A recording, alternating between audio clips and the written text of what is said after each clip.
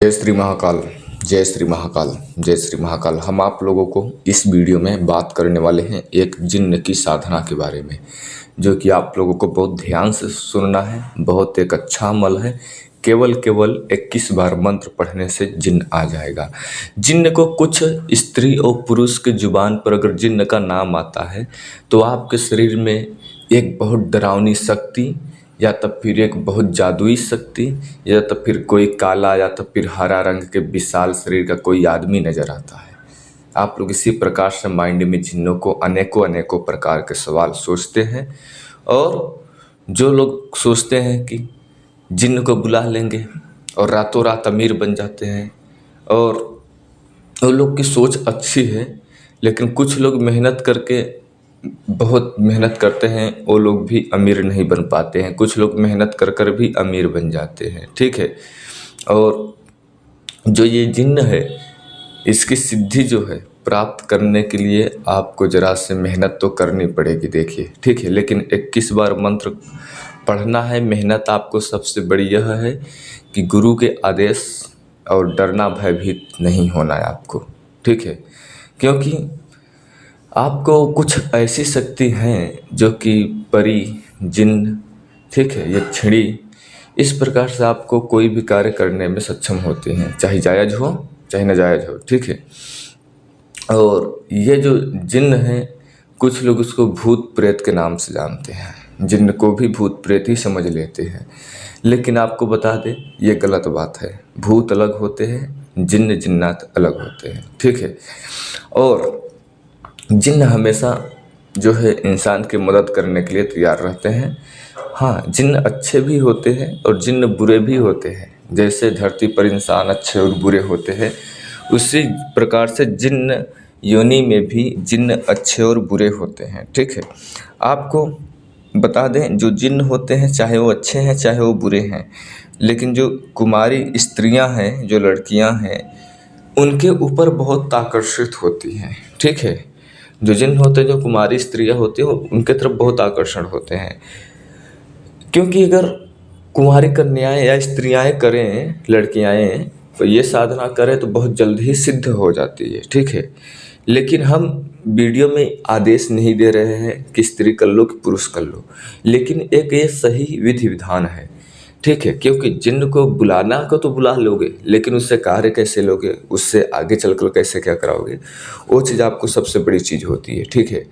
गाड़ी जो आप देख सकते हो, लेकिन चलाने का अनुभव अलग होता है, गाड़ी देखने का अनुभव अलग होता है, ठीक है। तो उसी प्रकार से जिन्न को देखने का अलग बात होता है, बात करने का, काम कराने का अलग बात होता है। कुछ लोग डर के वजह से भयभीत हो जाते हैं, उसे देख भी नहीं पाते हैं, ठीक है।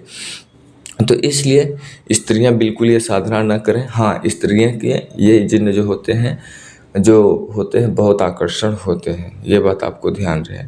और ये जो जिन्न होते हैं बहुत पलक झपकते ही आपको हर एक कार्य करने में सक्षम होते हैं।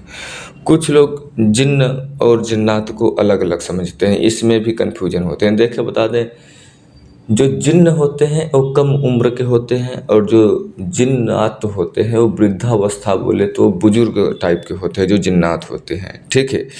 लेकिन ये दोनों एक ही होते हैं। पहले जिन्न से ही जिन्नात बनते हैं। जिन्न यंग बोले तो और जिन्नात ओल्ड, ठीक है, समझिएगा आपको। और जो जिन्नात होते हैं वो जिन्न से कई ताकतवर, अत्यधिक गुना बड़ा होते हैं, क्योंकि पुरान हो चुके होते हैं, ठीक है। अक्सर बहुत सारे साधक ऐसे हैं जो कि माइंड में सोच बनी रहती है कि एक बार जिन्न को बुला लेंगे, जिन्न को उसको गुलाम बनाकर जिंदगी भर उससे सेवा कराएंगे।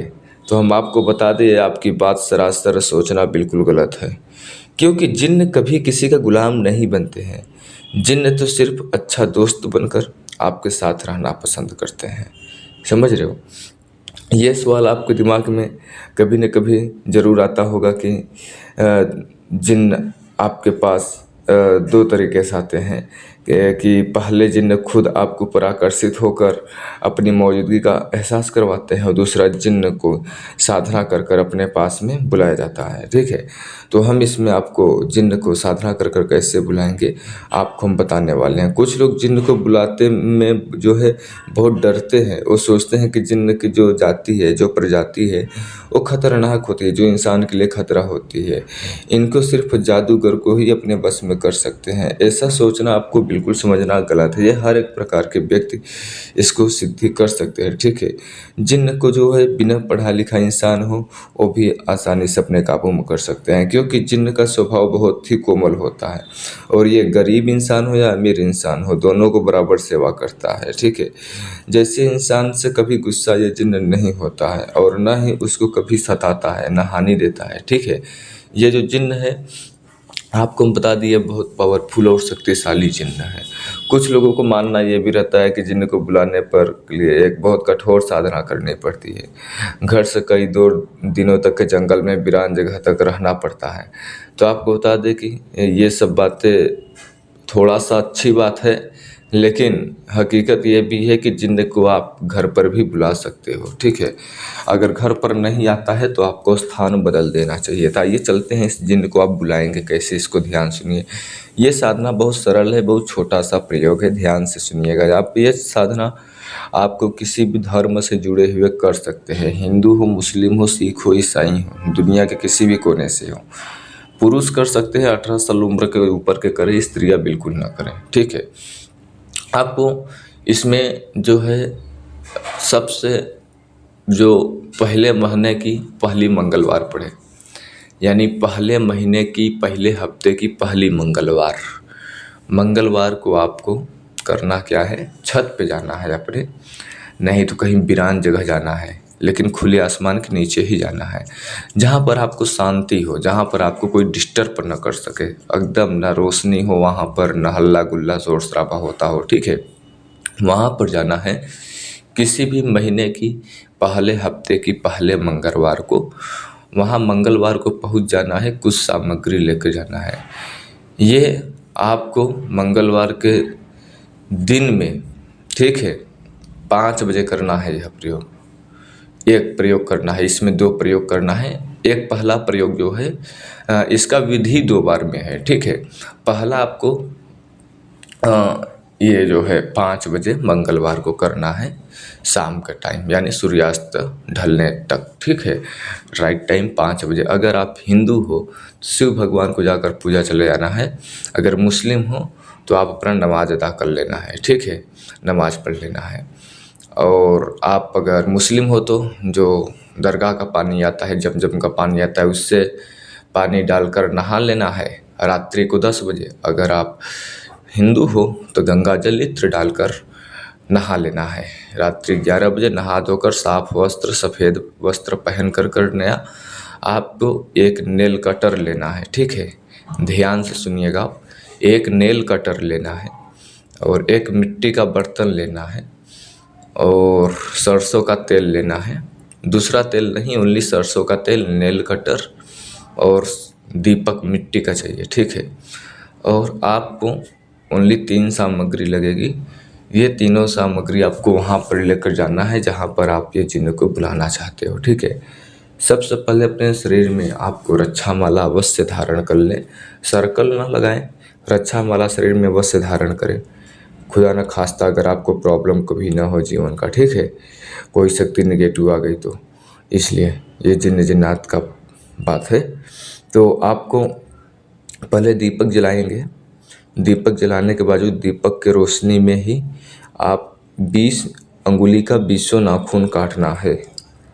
20 अंगुली का 20 नाखून काटना है। ठीक है, और 20 नाखून काट कर वो जलते हुए दीपक में डाल देना है। सरसों के तेल का जो मिट्टी के बर्तन में दीपक जलाया है, डालकर जो मंत्र बता रहा हूँ मैं, डालने के बावजूद नाखून दीपक में आंख बंद कर लेना है और 21 मरतबा यानी 21 बार मंत्र पढ़ना है।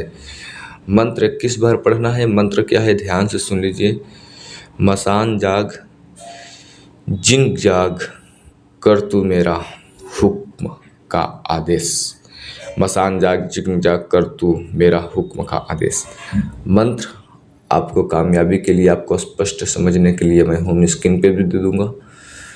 और जब वो ये मंत्र को 21 बार जब आप पढ़ेंगे तो जैसे ही आप 21 बार मंत्र पूरा कर चुके होंगे तो आँख आपका बंद होगा, आपके शरीर में बहुत तेज़ी से एक हवा आएगा। हवा आते ही दीपक बुझ जाएगा, तब आपका असली खेल वहीं से शुरू हो जाएगा। ठीक है, तो आपको नज़र क्या आएगा, जब तेज़ी से हवा बहेगा, दीपक बुझ जाएगा, तो आपके सामने एक सफ़ेद कपड़े में एक बूढ़ा आदमी सामने आएगा। ठीक है, आपको डरना नहीं है। ठीक है, बिल्कुल नहीं डरना है, भयभीत नहीं होना है, घबराना नहीं है। एक बूढ़ा आदमी सफ़ेद कपड़े में पहनते हुए आएगा और बहुत रोशनी होगी उसके शरीर में, और बिना किसी डर से उस आदमी से आपको सलाम करना है, प्रणाम करना है। मुस्लिम हो तो सलाम करना है, हिंदू हो तो प्रणाम नमस्ते करना है। ठीक है, और वह आदमी एक जिन्न होगा जो आएगा। ठीक है, जो आपको आवाज़ लगाएगा कि आज्ञा दीजिए महाराज। ठीक है, इतना सुनने के बाद आपको अपना कोई एक काम देना है, ना कि उससे वचन लेना है। ठीक है, कोई एक काम देना है आपको। कोई उसी वक्त जब वो बोलेगा आज्ञा दीजिए महाराज, तो आपको कोई एक काम उसे दे देना है, हो गया, वो आपको कार्य कर देगा। उम्मीद करूंगा वीडियो आपको अच्छी लगी होगी, तो हमारे चैनल को सब्सक्राइब कर देना है, लाइक कर देना है, दूसरे के पास शेयर कर देना है। यह एक प्राचीन काल का गुप्त प्रयोग है जो हम आप लोगों को पास पेश किया। फिर से लौटेंगे एक रहस्यमय जानकारी के साथ, तब तक के लिए जय श्री महाकाल, जय श्री महाकाल, जय श्री महाकाल।